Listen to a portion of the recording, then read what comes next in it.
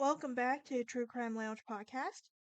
I do have a merch shop for all your true crime gear. I also have a Patreon for early access to episodes scheduled to come out. I also have, you can also find me on Instagram, Twitter, and Facebook. Now, with that being said, let's dive into part two of our five-part series on Shanda Sharer, Love Triangle Gone Deadly. Um, So, let's talk about the plan. By the night of Friday, January 10th, 1992, Loveless had reached a boiling point. Her girlfriend, 14-year-old Amanda Hebron, had been cheating on her with Shonda, and she was fed up, and it was now time for her to show how serious she was. Lori Tackett was coming over, and Loveless knew that she would be more than happy to help her with the plan in action. And Loveless always thought Tackett was strange because she dabbled in the occult and claimed to have another personality that was a vampire. But she was, after all, a devoted friend and often talked about killing someone for fun.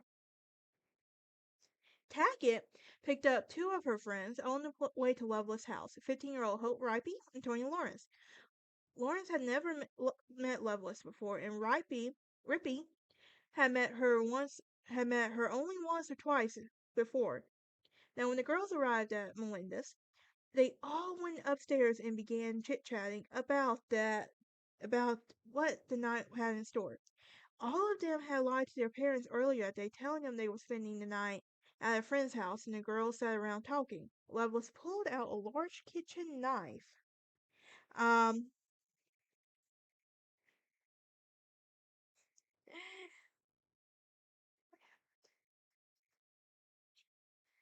sorry guys, my friend of mine just got done doing a podcast with my sassy Southern Belle, so I was just responding to a message from her real quick. But anyway, back to here. Um, Kitchen knife out of her and put it in her purse, and they were going to use it to scare someone. She didn't tell Rippy and Lawrence about the problems that she had been having. Lovelace had obtained Shonda's address, and before long they were going to her house. They had a difficult time locating it, asking for directions a few times, but eventually found it in park a block away. Since Hope and Tony have never met Sharer, Lovelace instructed them to go to the door, claiming to be a friend of Amanda. She wanted the girls to lure Shonda to the car. When the girls knocked on the door, Shonda answered. Um, Ho- Tony and Hope explained to her that they had been friends with Amanda and that she was waiting for her at a deserted stone building in the woods called the Witch's Castle. Sharer said that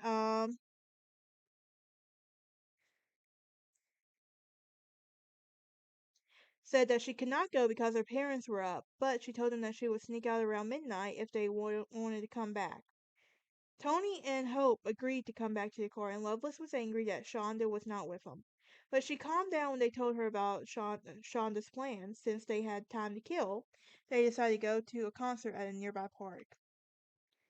The abduction would happen around 12:30 by the time that the girls made their way back to her house. Tony did not want to go back up to the door, so Hope and Lori agreed to go. Loveless was the only one of the bunch that knew Shonda, and so she hid in the back underneath a blanket. And Shonda was waiting at the side door while Tackett and Rippy walked up. They explained that Amanda was still waiting for her and that she sent them back to pick her up. Now, Shonda, of course, was very hesitant about this at first, but Hope was able to convince her to go. And so they were able to get into Lori's car, and Lawrence slid out of the front passenger seat so that she could sit in the middle. Shonda could sit in the middle. On the way there, Tackett explained that to Shonda that the witch's castle was a short drive away in Utica, and it was to be home of the 9 witches who controlled the town. As the castle drove, Hope had questioned Shonda about her relationship with Amanda. Shonda said that they had been going out for quite a while and that she was really cared about her, but suddenly Lovelace popped out from the back seat and Shonda grabbed Shonda by the hair and placed a knife at her throat. Shonda cried and begged Loveless not to hurt her. But the reminder of the ride berated her and repeatedly referred to her as a bee. I'm not going to cuss out loud, cuss on camera. But all while holding a knife tightly against her throat. So they would make their way to the witch's castle. Um, and she was crying the whole time.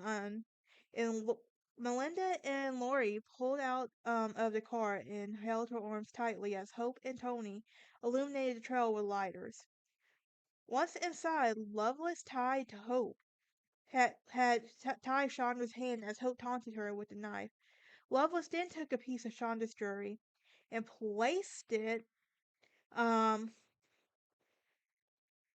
then took several pieces of her jewelry, and she and Lawrence put it on. But Rippy decided she liked the musical Mickey Mouse and what Shonda was wearing, so she took it for herself. It was dark in the castle, so took an old T-shirt and started using the fire. As the flames grew, Tackett pointed the fire and told Shonda that this was what she was going to do. Look like before the night before.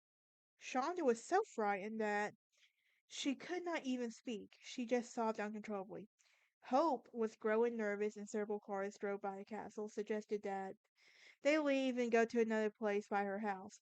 So the girls dragged Shonda back to the car and drove her off like a prisoner.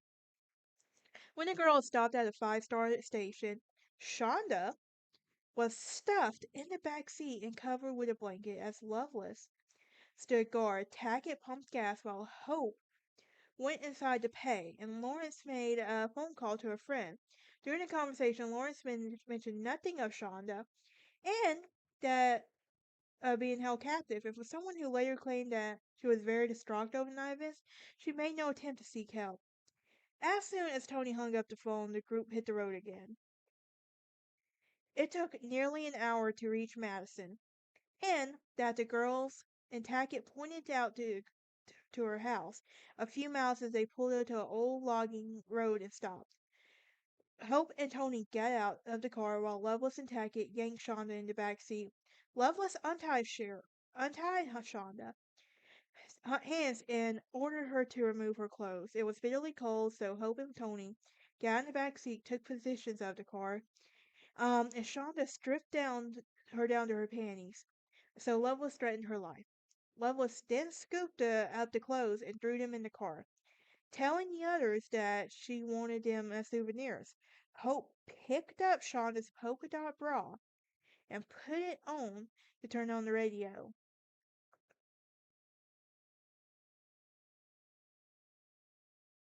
Um, Taggart grabbed both Shonda's hands and held them to the back as Melinda bit her. She begged them to let her go, and she swore off that she would stay away from Amanda. But her plea was answered by Loveless' command. And suddenly, Melinda punched Shonda as hard as she could in the stomach, and Shonda collapsed on the ground. Through gasping breath, she begged her to stop hurting her. She fell cries upon deaf ears, and Melinda picked her up by her hair, repeatedly slammed Sharer into Melinda's knee. Um, and the multiple blows caused Shonda to braces to cut out her lips, and the blood flowed from her mouth. As Shonda lay on the ground, moaning, Lovelace pulled out a knife, tried to cut her throat, but it proved to be too dull to cut. Then Rippy jumped out of the car and hauled Shonda down, as Lovelace tried to force her foot to force the knife, but it failed again, and unable to slit her throat. She and Laurie took turns stabbing her in the chest with a knife. The wounds were not severe enough to cause immediate death, so Tackett decided they would have to strangle her and ran back to the car for a length of rope. Now,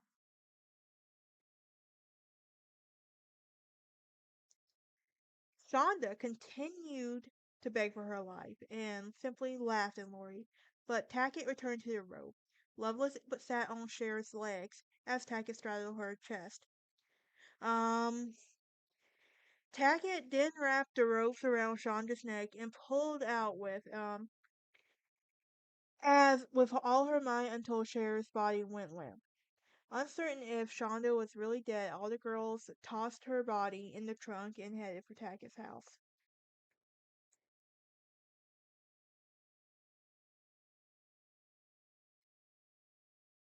When the girls got to Tackett's house, the girls went upstairs to her room, and Tackett pulled out some stones and tried to reading their future. Just as Tackett said that, their futures looked good. Her dog began barking. When the girls listened out the window, they could hear Shonda's muffled screams. She ran to the kitchen, grabbed a paring knife, ran outside. She threw open the trunk and threw a warning stab Shonda multiple times, hoping to silence her. Finishing, she closed the trunk, returned to the trunk, and where the others were waiting, she was covered in blood. After a brief pause, Lori announced that she needed to go for a ride, and Hope and Tony refused, so Loveless and Tackett left by themselves.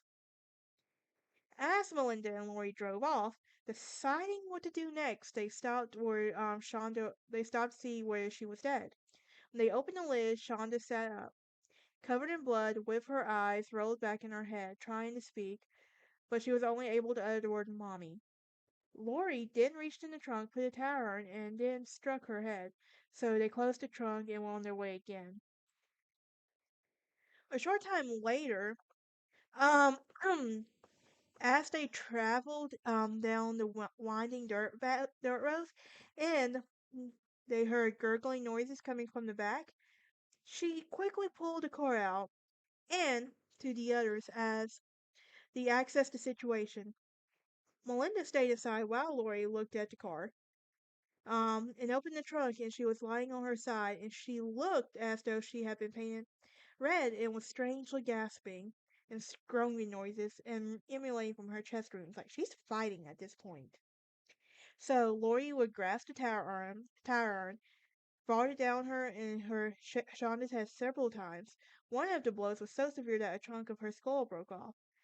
Satisfied with her handiwork, Lori shut the trunk, went back to the front of the car, where she got inside. She placed the end of the tower under her nose and she smelt it. She began laughing as she explained that something she wanted. This is what she explained what would happen. They waved the tower under Melinda's nose. So the sun was rising, and so they decided to head back to Lori's to burn Shonda's body. And along the way, they stopped several times to quiet Shonda with a tyrant. Back at the house, the girls woke up Hope and Tony and bragged about what they inflicted on her. Afterwards, they explained the new plan, and Hope and Lori followed them to the barn pile. The girls quickly discovered that their plan would not work. The barn pile was covered in frost, and that they did not have any gasoline to start the fire. So, Lori decided to show Rippy her handiwork, and Lawrence did not want to look at the body, so she took the car and revved the engine as Shonda started to scream. When Lori opened the trunk, Hope noticed a small bottle of Windex next to Shonda, so she picked it up and began spraying Shonda with the cleaning liquid. As the Windex fizzled in her rooms, Shonda somehow managed the strength to sit up. Her body was still covered in blood, and her eyes were pure white. She began swaying, back and forth, and as Tackett talked to her, but there was nothing in response. At some point about this time, the evidence suggests that the girls sodomized her with the iron. However, none of them had ever admitted to any knowledge of the wounds inflicted on the cavity. Tackett's mom did yell out the door, causing Tackett to slam the trunk and on Shonda's head. Once Tackett returned from the car, the girls decided that it was time to end her life once and for all. The girls drove down the road and again concluded that the best way to get rid of Shonda was to burn her. She pulled into a Clark Oil station north of Madison, filled up the gas tank, and Lawrence had a 2-liter bottle. Finishing their business at the gas station. The girls drove to Lemon Road, and Hope was familiar with the area and suggested that it would be a good spot to get rid of her. When they spotted the girls at a logging road, they turned and stopped the car, opened the trunk, and